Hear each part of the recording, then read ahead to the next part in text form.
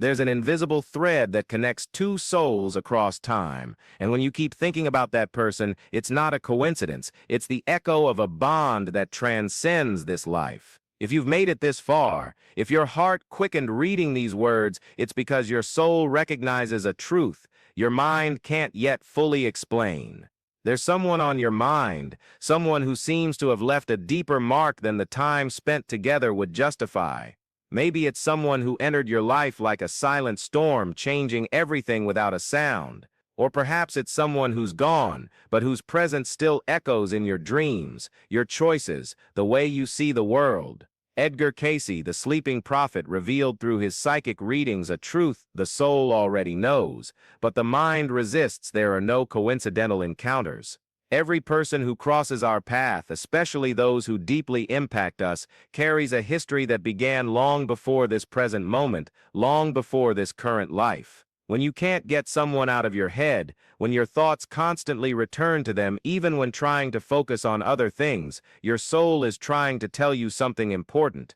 It's whispering about spiritual contracts, about promises made in dimensions our conscious mind can't grasp, about lessons that need completing, and loves that transcend ordinary human understanding.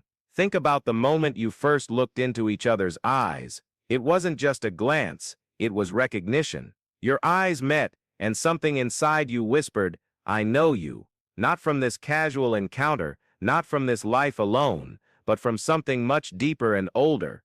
It was your soul saying hello to a familiar soul, a soul you've walked with on other paths, in other times, under other names.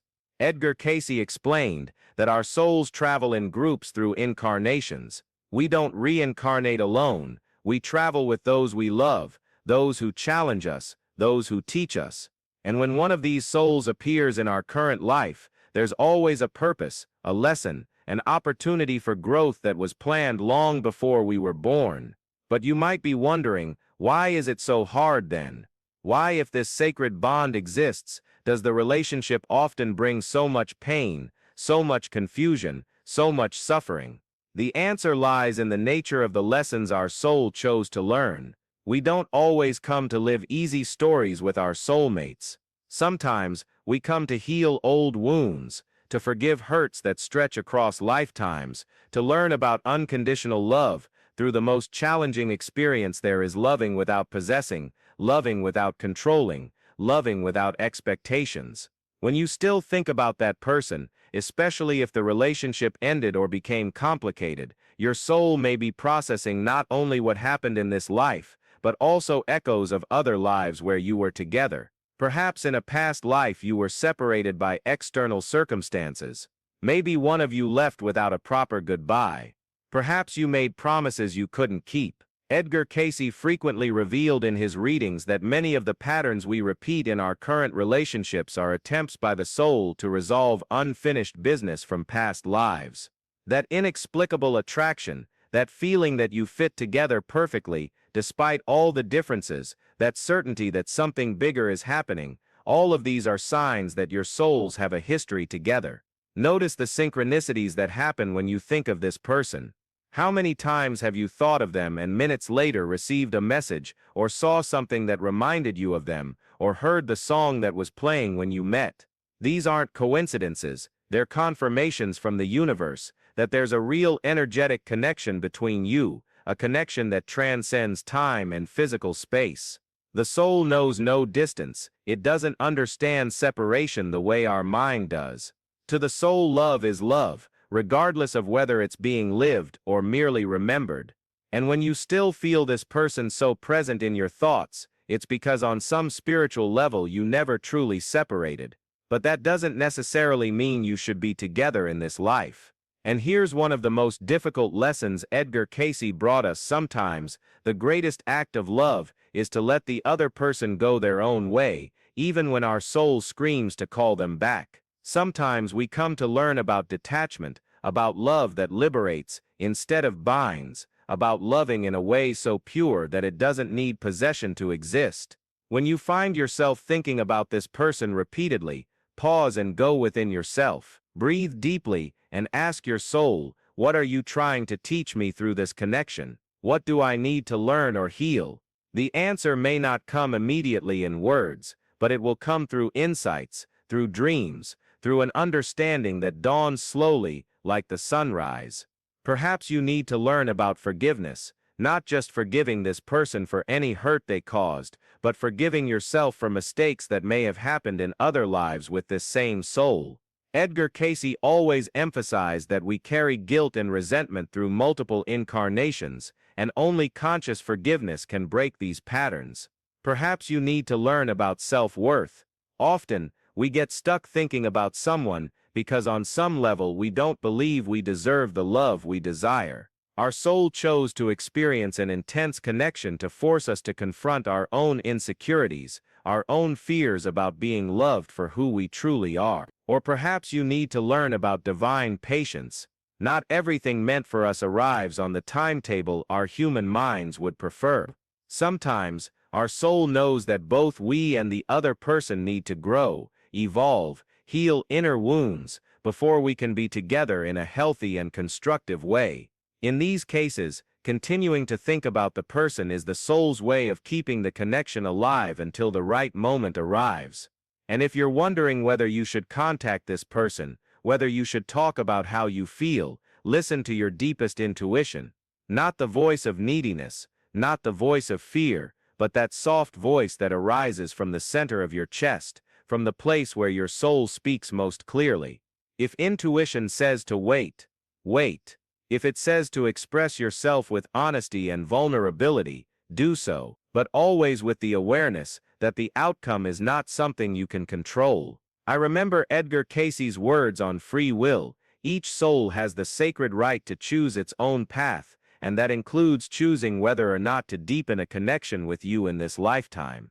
To truly love means respecting that choice, even when it causes us pain. But while you're processing these feelings, while your soul works through these memories and connections, don't forget to live your present life. One of the most dangerous pitfalls when we have a deep soul connection with someone is to start living only in that connection, forgetting that we came into this life to grow in many different ways, with many different people. Your soul chose to be here, now in this specific moment in history, not only to resolve issues with this special person, but to contribute to the world in a unique way that only you can contribute. When you become completely absorbed in a single connection, you may be missing other opportunities for growth, other people who are also part of your soul group and have something important to teach you. Edgar Cayce always emphasized that we are here to serve, to grow, to become more loving and conscious versions of ourselves. Sometimes, the greatest lesson a soulmate can give us is to inspire us to become the best version of ourselves, regardless of whether we are physically together or not. So when you catch yourself thinking about this person for the 100th time today, transform that thought into a prayer of gratitude. Give thanks for having had the opportunity to experience such a deep connection. Give thanks for the lessons you are learning. Give thanks for the growth this experience is bringing into your life, even if that growth is sometimes painful. And then mentally send love to this person, wherever they are, whatever they are experiencing. Not a possessive love, not a love that expects something in return, but a pure love, a love that genuinely wishes the other's well-being and happiness. This kind of love is what Edgar Cayce called Christic love, a love that is not based on personal need, but on the recognition of the divinity that exists in every soul. When you manage to love in this way, something magical happens. The energy between you purifies. The energetic cords that connect you become cleaner, brighter, and regardless of what happens in the physical dimension, you will always be connected in that higher spiritual dimension. This doesn't mean the pain will disappear immediately. The human heart needs time to process, to integrate, to heal, but it means you are aligning your human love with the love of your soul, and that is always the direction of true healing. If this message is touching your heart, if you are feeling that every word is speaking directly to your situation, there's something I want to share with you. This channel was created to be a sacred space where seeking souls like you can find understanding, guidance, and above all, the feeling that you are not alone on your spiritual journeys. Every video we create is a prayer, an attempt to translate into words the truths that Edgar Cayce revealed to us about love, the soul, and the divine purposes of our connections. If you feel you need this energy in your life regularly, if you want to be part of a community that understands that true love is much deeper than our superficial culture teaches us, click the subscribe button and activate the bell. That way, whenever your soul needs a reminder of who you truly are and why your feelings are so profound, you will find a new message waiting for you. Because when we are dealing with soul connections, we should never walk alone. Returning to our conversation, I want to talk about something Edgar Cayce frequently mentioned: dreams. If you are constantly thinking about someone, pay attention to your dreams. Our soul often uses the dream state to communicate with other souls, to process memories from past lives, to receive guidance on complex situations. Have you dreamed about this person, and in the dream, were you different people, in different places, perhaps in different times? These may be glimpses of past lives where you were together. Edgar Cayce explained that the soul has access to all its experiences across time and often uses dreams to help us understand patterns we are repeating. Perhaps in the dream you were siblings, or parent and child, or lovers separated by war. Perhaps one of you saved the other's life, or caused great pain through selfish choices. These soul memories are important because they help us understand the nature of the bond we feel and also give us clues about what needs to be healed or completed between you. But even if you don't remember the dreams, or aren't sure if they're real memories or just figments of your imagination, that doesn't diminish the validity of what you're feeling. As the spiritual teacher Edgar Cayce often said, the soul knows its own truth, and if you feel a deep connection with someone, that connection is real on some level, regardless of whether we can fully prove or explain it. What matters is how you choose to respond to that connection. You can use it as a catalyst for your own spiritual growth, or you can allow it to become an obsession that hinders your development. The choice is always yours, and that choice will determine whether this experience will be a blessing or a painful lesson in your life. Edgar Cayce taught that everything we experience was chosen by our soul before we were born, including the people with whom we would have deep connections. This means that on some level, you knew you would meet this person. You knew they would evoke intense feelings in you. You knew this would be both an opportunity for great growth and a significant emotional challenge. And if you knew this before you were born, what advice would you give yourself about how to handle this situation? You'd probably tell yourself to trust the process, to remain open to learning, to not cling so tightly to the outcome that you lose sight of the lesson. You'd tell yourself to love deeply, but also to maintain your own identity and your own spiritual path. This brings us to another important point: spiritual codependency. Sometimes when we recognize a soulmate or a past life connection, we can fall into the trap of believing we can't be complete without that person. But Edgar Cayce was very clear on this. Every soul is complete within itself. We don't need another person to complete us spiritually. What a soulmate does is mirror back parts of ourselves that we need to acknowledge, heal, or develop. They are a catalyst for our own growth, not the source of that growth. The true union between soulmates happens when two complete individuals choose to walk together, not when two incomplete people try to use each other to fill inner voids. So if you're dwelling on this person because you feel you can't live without them, pause for a moment and reflect: what part of yourself are you projecting onto them? What quality do they represent that you believe you lack? Strength? Self-love? Creativity? Courage? Inner peace? The truth is, if you can recognize these qualities in another person, it's because they already exist within you. Otherwise, you wouldn't be able to see or appreciate them. Our soul always shows us through others what we need to develop within ourselves. That's one of the greatest gifts a soul connection can give us, the recognition of our own potential. When we deeply love someone, when we see qualities in them that we admire, we're actually seeing reflections of our own soul in its highest state. And here's the secret that will shift your perspective on this whole situation: the love you feel for this person doesn't belong solely to them. It's yours. It's your capacity to love, your capacity to see beauty, your capacity to connect deeply with another soul.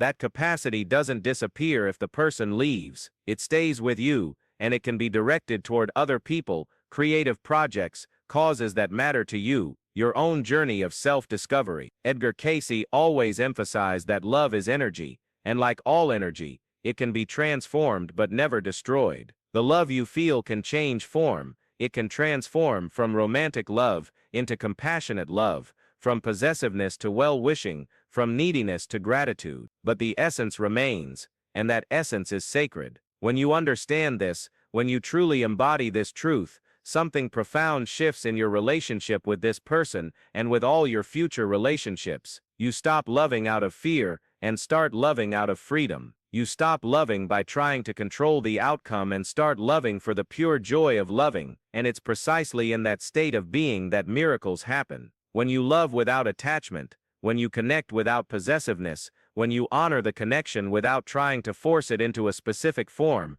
you're aligned with the universal laws of true love, and the universe always conspires in favor of true love. This might mean the person comes back into your life in a more mature and conscious way. It might mean you finally find peace and closure. It might mean you both go your separate ways, but with gratitude and mutual blessings. Or it might mean something completely different that you can't imagine right now. What I can guarantee is that when you align yourself with true love, regardless of what happens externally, you find peace internally. And that peace isn't passive resignation, it's active acceptance, a deep trust that everything is unfolding exactly as it should. Edgar Cayce spoke about the importance of prayer and meditation in understanding these complex connections. He suggested that instead of mentally ruminating on a situation, we should take our questions and concerns to the sacred space of communion with the divine. The next time you find yourself obsessively thinking about this person, try transforming those thoughts into a conversation with your soul, your spiritual guide, God, the universe, whatever you call that higher power that governs our lives. Ask, how can I love more purely? How can I learn what I need to learn? How can I serve the highest good of everyone involved? So be still and listen. Don't listen with your anxious mind, the one that always has opinions and ready-made analyses. Listen with your heart, with that part of you that knows things your mind doesn't. The answers may come as a sense of peace, as a sudden understanding, as a gradual shift in how you see the situation. Sometimes the answer is simply, be patient. Not everything needs to be resolved right now. Sometimes it's forgive, not just the other person but yourself. And sometimes it's love without trying to control, trust without trying to guarantee, serve without expecting recognition. These aren't easy answers. They aren't what our human minds want to hear when we're suffering, when we crave immediate clarity, when we want guarantees about the future. But they are the answers of the soul, and the soul always knows what's best in the long run, even when the short run may be challenging. Think of your life as a large tapestry being woven. Every person who enters your life, especially those who awaken deep feelings,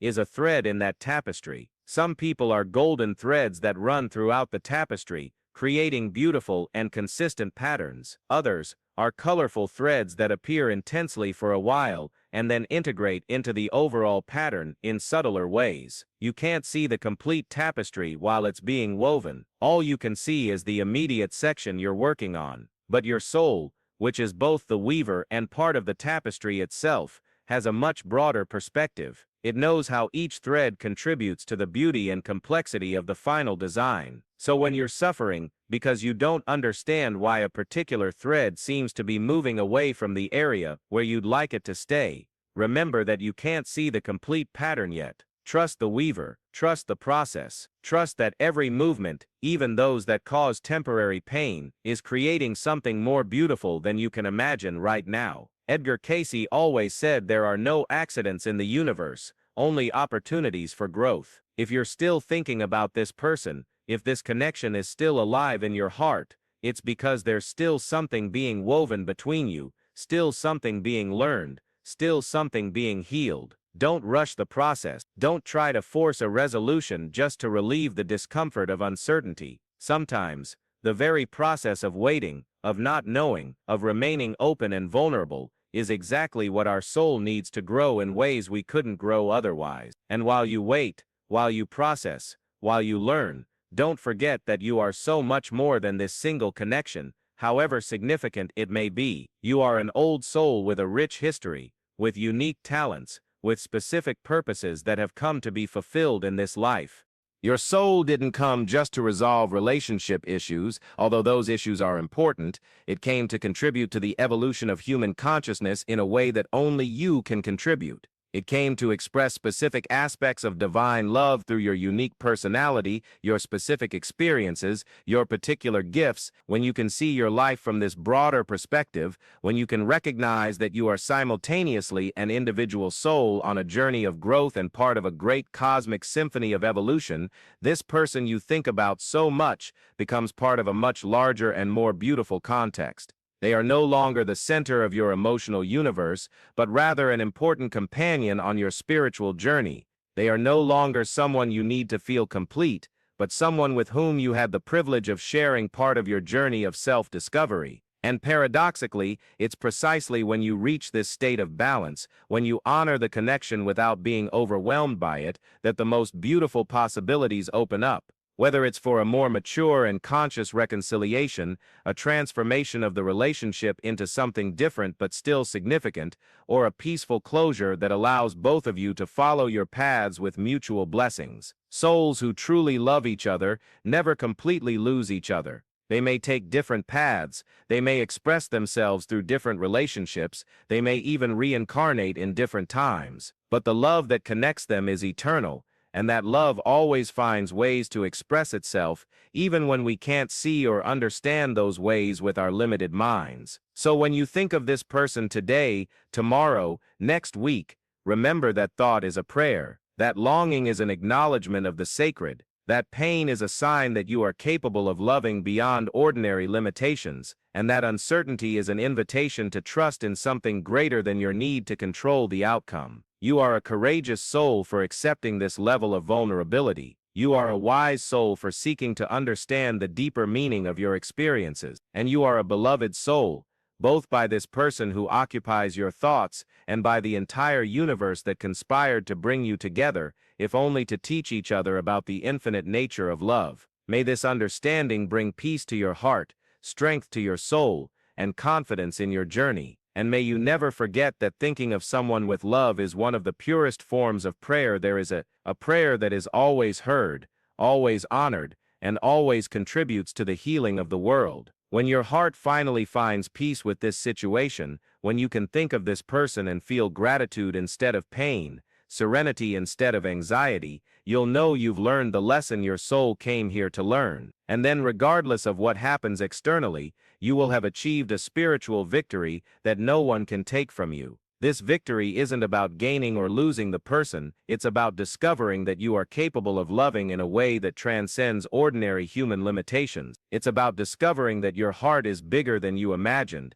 that your soul is wiser than you knew, and that you are worthy of a love that honors your true divine nature, whether that love is expressed through this specific person or in a completely different way. And this discovery, my dear fellow traveler, is a treasure you will carry forever, through this life and all those to come. For when a soul learns to truly love, it never forgets that wisdom, it simply becomes increasingly skilled at expressing it in ever more beautiful and free ways. So if you're still thinking about that person, know that it's a sign that your soul is working, growing, evolving, and this inner work, however challenging, is always sacred, always worthwhile, always leading somewhere more beautiful than where you started. The question echoing in your heart is, are you willing to trust this process even without knowing exactly where it will lead? Are you willing to love without guarantees, to grow through uncertainty, to discover who you truly are when you love with the freedom of your soul instead of the limitations of your fear?